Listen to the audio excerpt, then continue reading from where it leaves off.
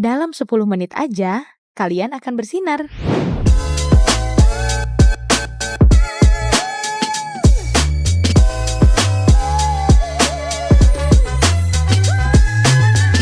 Hai semuanya, balik lagi bareng sama aku Riri di Talk Skill to Shine. Nah, kali ini aku kedatangan salah satu tamu yang bakal memberikan inspirasi buat teman-teman semuanya. Apalagi teman-teman yang mempunyai banyak hobi, tapi hobi itu nggak sekadar hobi aja, bahkan bisa bikin teman-teman menjadi bersinar dari hobi tersebut. Langsung aja kita panggil bintang tamunya. Selamat datang buat Mas Gus. Halo Mas, Halo. selamat datang. Iya, Boleh diperkenalkan terlebih dahulu Mas, namanya siapa? nama saya Muhammad Gus Raffi. Muhammad Gus Raffi, siapanya Pak Gus Dur nih? Cucunya. Cucunya, Iya. oh oke Enggak ya, baik. bohong ya, bercanda. Oh bercanda, baik. Baik, nah teman-teman semuanya, Mas Gus ini salah satu atlet, bisa dibilang atlet ya Mas? Atau Enggak, belum. belum atlet, Belum. tapi dari hobi atau dari kesukaan ya Mas ya? Iya. Dari kesukaan memberikan inspirasi buat teman-teman untuk lebih bersinar karena pernah menjuarai salah satu event di bidang apa Mas? Di golf. Nah itu dia, di bidang golf ya. Boleh diceritakan terlebih dahulu nggak Mas gimana awal mulanya Mas Gus ini menjadi seseorang yang into dengan olahraga golf ini? Awalnya tuh kenal olahraga golf ya, itu dari bapak. Oh I see. Ya, terus karena dulu sih jarang latihan ya. Iya. Terus makin setelah COVID, Oke. itu jadi sering lah latihan. terus Mengisi kekosongan ya Mas? Ya, terus jadi suka aja. Jadi suka. Biasanya latihan suka di mana Mas? Di Kelapa Gading. Oh, I see, di Kelapa Gading. Biasanya kalau latihan dalam seminggu berapa kali? Biasanya 3 atau 4 kali. 3 atau 4 kali. Dalam satu kali driving biasanya Mas ngabisin berapa shot? Kadang-kadang 200-300 bola. Wow. Tapi sebenarnya kalau misalnya main golf itu perlu fisik yang gimana gitu nggak sih Mas? Atau sama aja kayak olahraga yang pada umumnya gitu? Sama aja kayak olahraga pada umumnya kan. Golf itu kan ada ketahanan tubuh kan, di sana ada jalan, terus juga harus tetap fokus kan, untuk mukul bola itu harus fokus ya. Gitu sih, sama aja. Oh, oke, baik.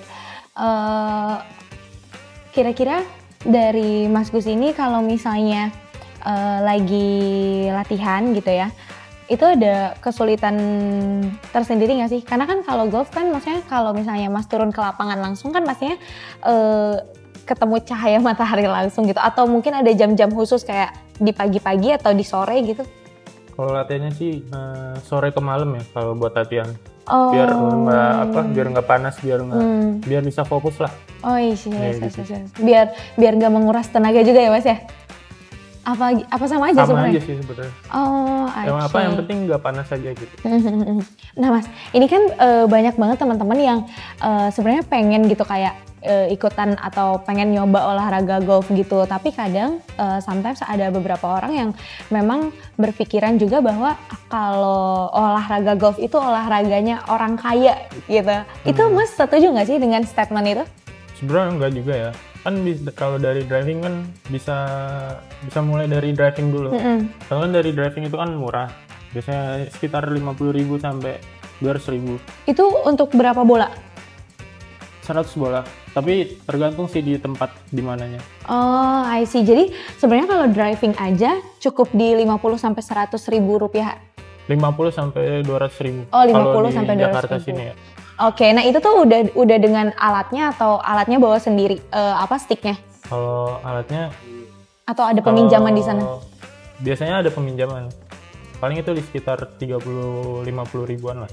Per Buat stick? 2 stick apa? Oh, satu buat stick. 2 stick. Wow, berarti ini bisa jadi insight juga nih buat teman-teman di rumah kalau misalnya kalian pengen ikutan olahraga atau pengen nyoba olahraga golf, itu tuh sebenarnya nggak harus banyak duit ya Mas ya istilahnya gitu. Yeah.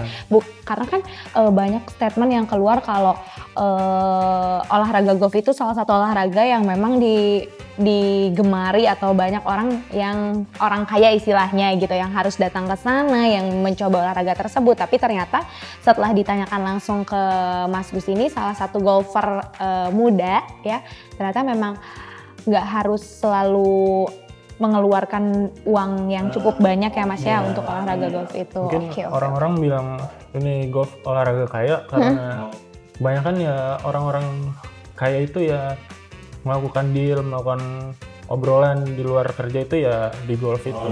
Oh, I see. Biasanya suka deal-dealan Ya, sesuatu bisnis gitu kayak ya, gitu-gitu, bisnis. ya. Ah, iya. Biasanya kayak gitu sih.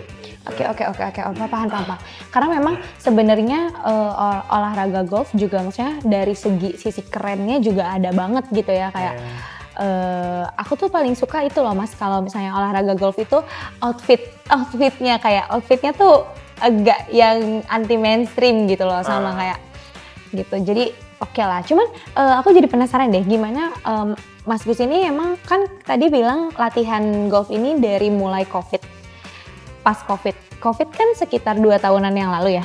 Tapi aku tahu Mas Gus ini pernah menjuarai salah satu event Cibis Golf ya Mas ya. Nah itu kira-kira butuh latihan yang ekstra atau memang bagaimana Mas? Sama aja sih, biasa aja.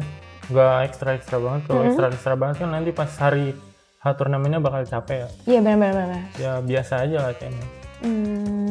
Oke. Yang penting fokus aja. Gitu aja sih.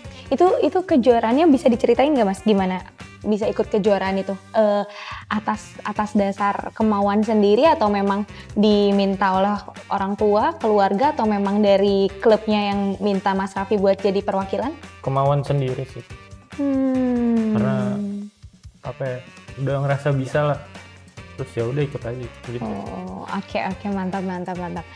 Nah, teman-teman di rumah juga bisa jadi masukan ya, bisa jadi insight buat kalian karena ini dari teman-teman mempunyai hobi, mempunyai kesukaan, kegemaran yang biasa dilakukan setiap hari itu nggak bisa dijadikan sebuah prestasi juga gitu loh. Bisa dijadikan sebuah prestasi ketika kalian memang serius dan fokus menjalaninya. Seperti itu kali ya Mas ya? Yeah. Kira-kira dari Mas Gus Raffi ada yang mau disampaikan ke teman-teman di rumah kalau misalnya tips and triknya menjadi seorang golfer muda yang sukses, yang cukup dengan beberapa kali aja sudah tertanam di dalam dirinya jiwa kompetnya, jiwa kompetitornya gitu loh. Apa ya? Apa tadi? Tips and trick gitu, maksudnya nggak harus selalu latihan yang cukup lama dulu sampai 2 tahun 3 tahun gitu baru bisa ikutan kejuaraan.